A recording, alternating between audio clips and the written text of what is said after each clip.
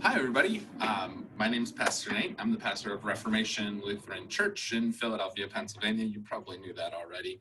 But I have been working on this project for a little while. I want to do what I can to try and explain to folks how the Lutheran Church works, right? There's so many people who come here on Sunday morning. They appreciate what we're doing on the weekends, but they're a little bit confused and not very clear on how this all connects to something a little bit bigger and beyond, right? They might hear us talk about stuff that we're doing within our synod or actions taken by the ELCA, the Evangelical Lutheran Church in America.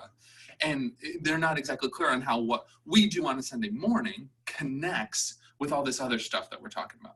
So I put together this little video just to try and explain, and this is my best attempt at it. It's not a perfect analogy, but I think it'll be helpful just for helping folks get the context of it all. So this is the church structure, guided tour through the Evangelical Lutheran Church in America for the people of Reformation Lutheran Church, because this really is something that I wanted to do for those congregants who attend Reformation. If other people find it helpful, that's great too.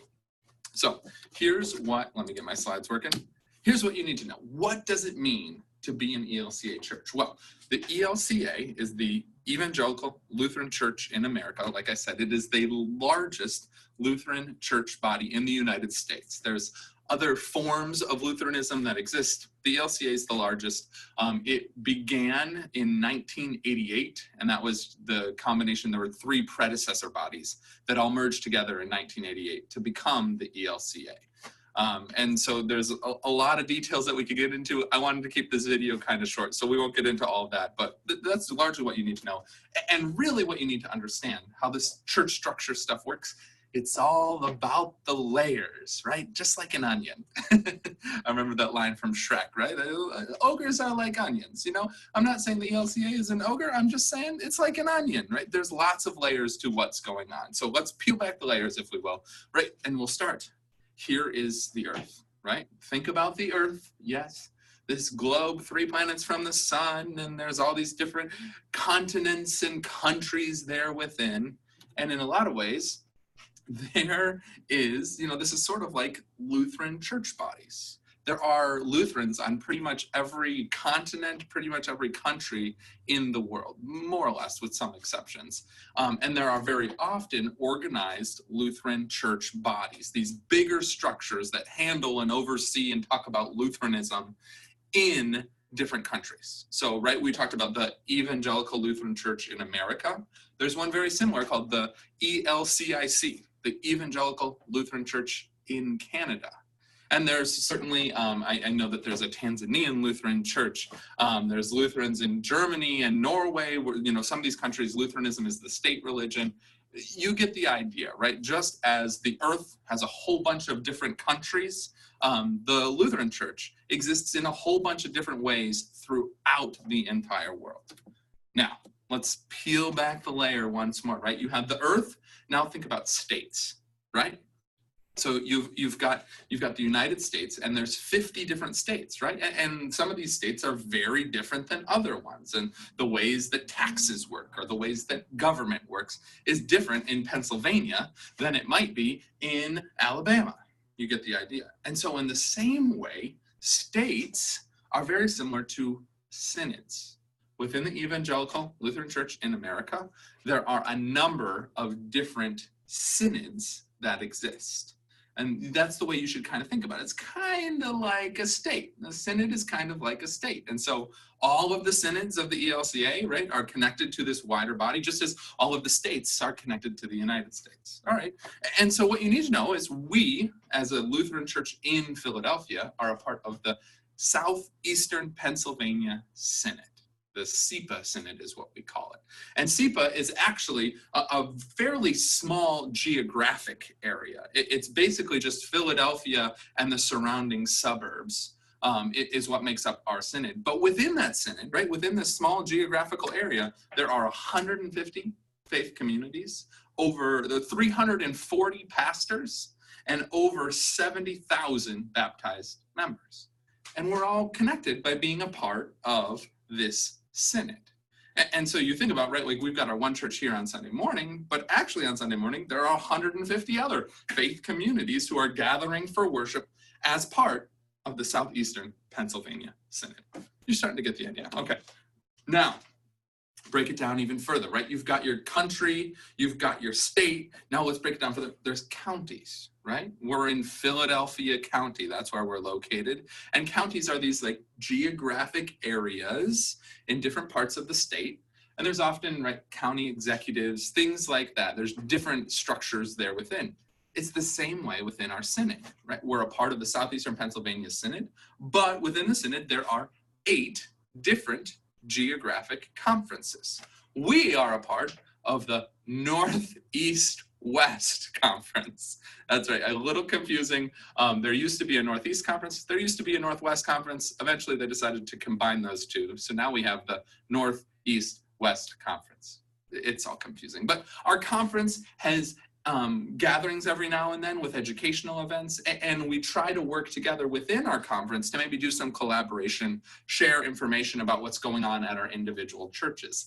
I actually participate in a Bible study on Tuesday mornings where pastors from this conference all get together to talk about the readings for Sunday and what we might want to say in our sermons. So giving you an idea, my hope is that moving forward here at Reformation, we're going to be doing a little bit more with these conferences. So stay tuned on that. But then moving it a little bit further, right? Cities and towns, they have similarities to your congregation, right? We keep breaking things down, right? We went from the country down to the state, down to the county, and now we're talking about cities and towns. And that's just like a congregation, right? Cities and towns have mayors and different advisory boards. And in the same sense, our congregation has a church council.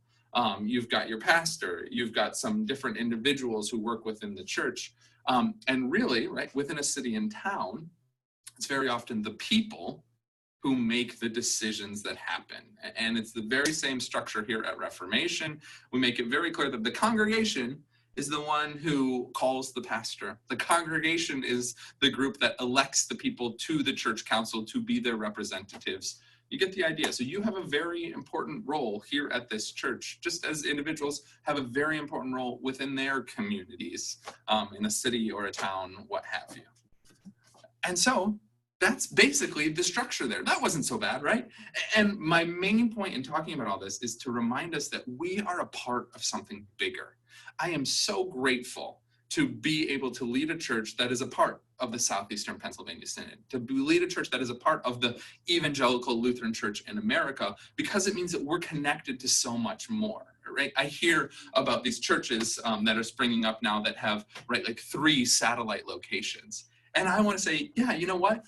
My church has 150 satellite locations, because it's really true. We are a part of this synod that has 150 different worship centers every single weekend. And it also means that our money, right, that we put in the offering plate each and every week, that some of that gets sent along to the synod to support the educational events and the ministry that the synod is doing throughout Southeastern Pennsylvania. And some of our money goes along to the Evangelical Lutheran Church in America, to the church-wide headquarters. And they do all sorts of great things throughout our country and throughout the world. The Lutheran Church is famous for having excellent and committed social service agencies. So as part of our connection to the ELCA, we are connected with Lutheran World Relief, which does work with countries throughout the world. We're a part of Lutheran Refugee Services that works with refugee populations, helping them to get settled in the United States. We work with Lutheran Social Services, I already said that one, Lutheran Disaster Relief. Lutheran Disaster Relief is famous for being the group of people that shows up first when some sort of big national disaster happens, like a hurricane or an earthquake. And Lutheran Disaster Relief is famous for being the last ones to leave. So you are a part of something bigger. Reformation is a part of something bigger, and I'm so grateful for that. We can accomplish so much more together by these connections that we have and that we're a part of than we ever could accomplish on our own. And so that's why here at Reformation, we are committed to supporting our synod, to supporting our national church. And it's my job as your pastor to continually remind you of this connection and to point out ways for you to get involved, right? And to continually point out ways that we are a part of something bigger. So that's my video for today. Thanks for watching. If you've got any questions, of course, always feel free to email me, call me, or show up at my office. I'm here to help, but I hope you enjoyed the video. And yeah, I'll come out with something else new in the near future. Thanks, everyone.